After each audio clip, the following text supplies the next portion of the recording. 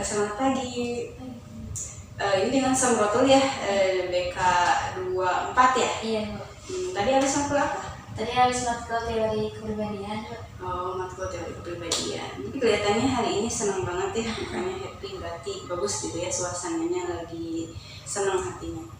Nah, sebelum itu, gimana kabarnya hari ini? Alhamdulillah baik, Bu. Alhamdulillah baik, berarti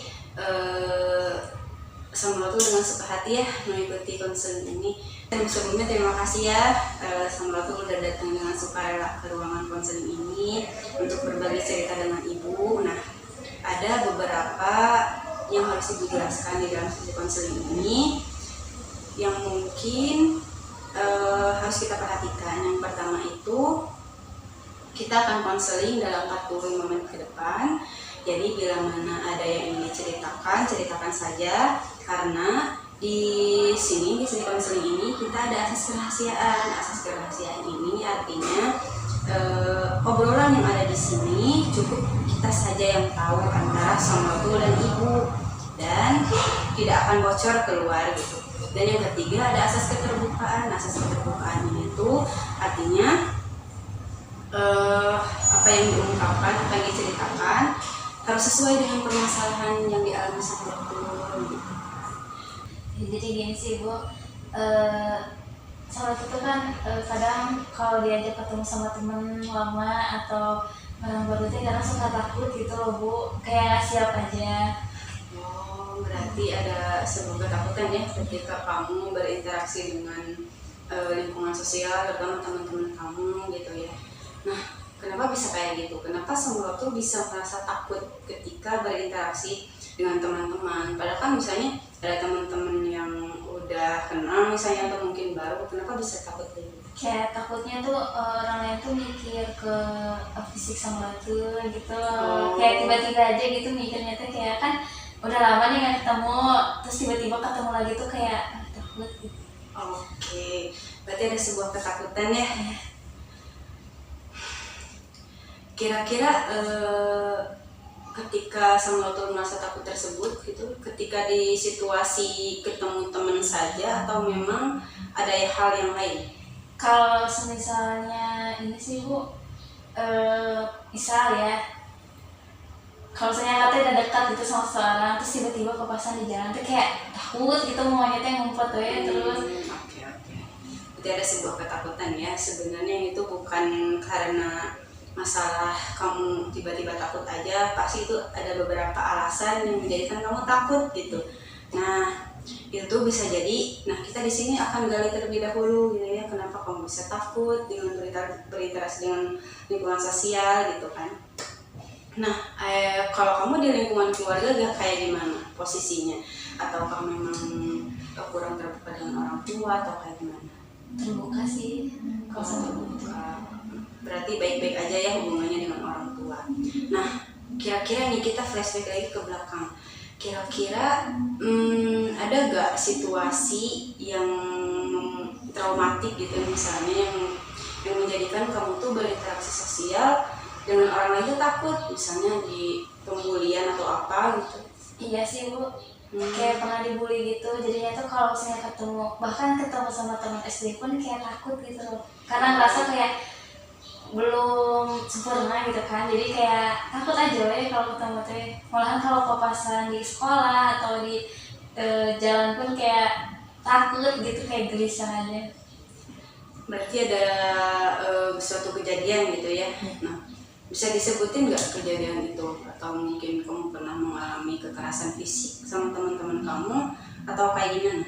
Iya sih seringnya, maksudnya kalau dulu tuh sempat kayak dibully gitu ya, dikatain fisik gitu. Jadi suka nggak pede gitu kalau ketemu sama orang tuh, karena ya ngerasa kayak gak siap aja gitu, takutnya ada respon yang kayak gitu lagi. Terus sama kalau misalnya udah ngejanjiin nih ketemu hari ini misalkan, tiba-tiba kayak pengen mundur terus karena ya nggak siap tadi. Berarti seakan kamu menghindar dengan... Iya, menghindar terus sih kalau misalnya dia ketemu tuh. Berarti sekarang masih? Atau memang itu tuh lebih parah dari misalnya sebelumnya, biasa-biasa aja, atau mungkin makin kesini makin parah? Atau makin parah sih, kayak makin menghindar gitu. Sama orang baru juga? Iya. Oke, jadi Ibu simpulkan dulu ya sementara kalau misalnya kamu tuh memang kalau misalnya di lingkungan sosial takut gitu ya ketemu orang baru atau mungkin teman yang sudah kenal. Terus juga kalau misalnya ada suatu pertemuan kamu mundur gitu kan, ya itu sebenarnya ada sebabnya dari kamu mengalami beberapa kejadian di masa lalu gitu. Itu sebenarnya harus kita atasi gitu. Kalau misalnya makin sini makin parah gitu. Ini sih Bu, biar supaya nggak ngehindar terus gitu. Oh, supaya agak menghindar terus gitu.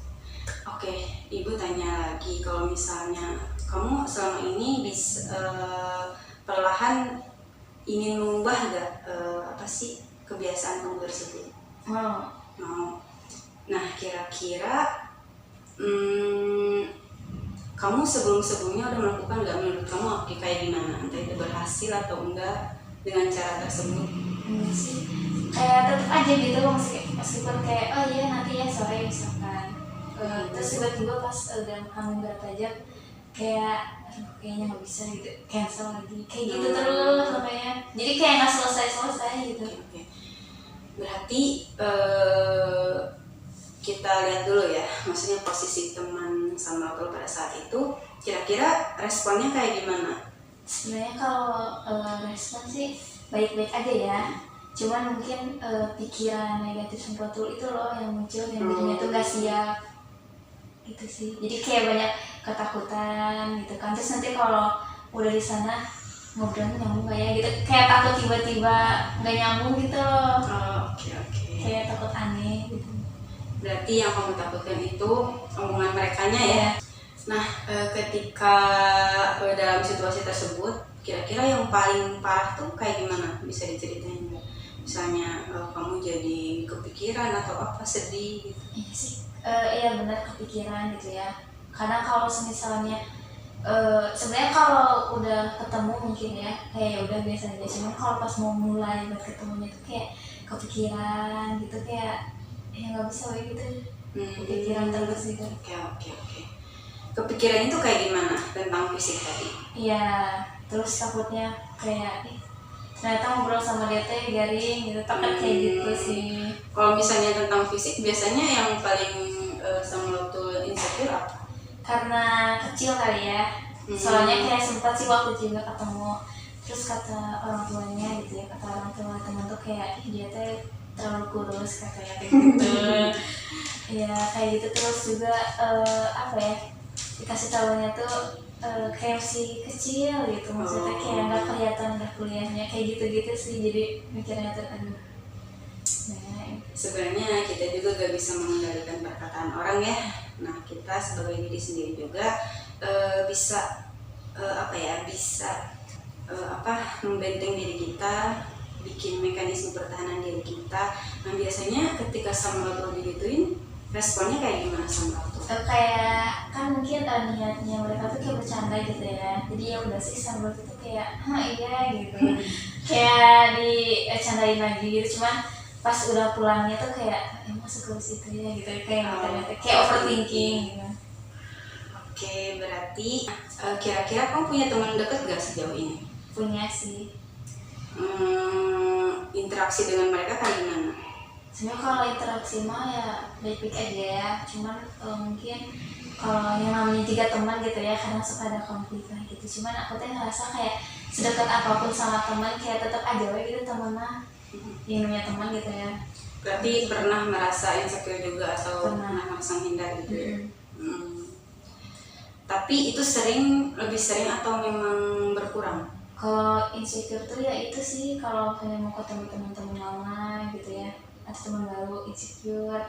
Sebenarnya kalau sama teman-teman sekolah, sama teman-teman kampus sih ya enggak ya, maksudnya kayak udah sering berinteraksi gitu ya, jadi aman lah. Cuman ya itu kalau misalnya mau ketemu sama teman lama gitu ya yang mungkin udah pernah ngebully, jadi kayak insecure gitu ya. Oke, kira-kira menurut Samra tuh nih terkait masalah tersebut yang dialami, kira-kira ada gak sih kepikiran gitu ya untuk merubah? Oke, kita masuk ke ini ya, langkah-langkah apa yang ingin Samratul jalankan gitu ya untuk mengatasi masalah tersebut. Nah, gitu. Oke, kita spesifikkan lagi ya. Misalnya nih masalah tersebut terjadi lagi.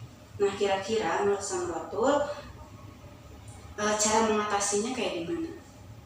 Ini yang dipikirkan kalau sampai tuh gitu ya, kalau misalnya mau ketemu sama orang yang harus ditanamin dulu tuh kayak gak boleh mundur-mundur dulu waktu gitu. Oke, berarti yang pertama gak boleh mengundur-mundur waktu berarti ya. Nah, cara kamu untuk mengatasi misalnya ketakutan tersebut, akhirnya yang kedua apa? Kalau yang kedua sih jangan takut dulu gitu lah. Oke, jangan takut dulu. Itu apa sih, berguna banget ya ketika kita berinteraksi dengan orang baru. Terus oke, yang ketiga kira-kira apa? Ya, pokoknya mau takut, mau apapun yang dipikirkan tuh tetap harus tepat waktu gitu loh, jangan apa ya, jangan malah ingkar janji gitu kan. Oke, itu kan salah satu usaha juga ya. Oke, berarti tadi Samra tuh udah cukup jelas gitu ya dengan permasalahannya. Tadi udah ada 3 alternatif solusi yang bisa Samra tuh lakukan ya ketika berada dalam masalah tersebut. Nah, kira-kira Samra tuh butuh untuk sesi lanjutan nggak terkait masalah Samra tuh ini? Kayak cukup. Oke, cukup.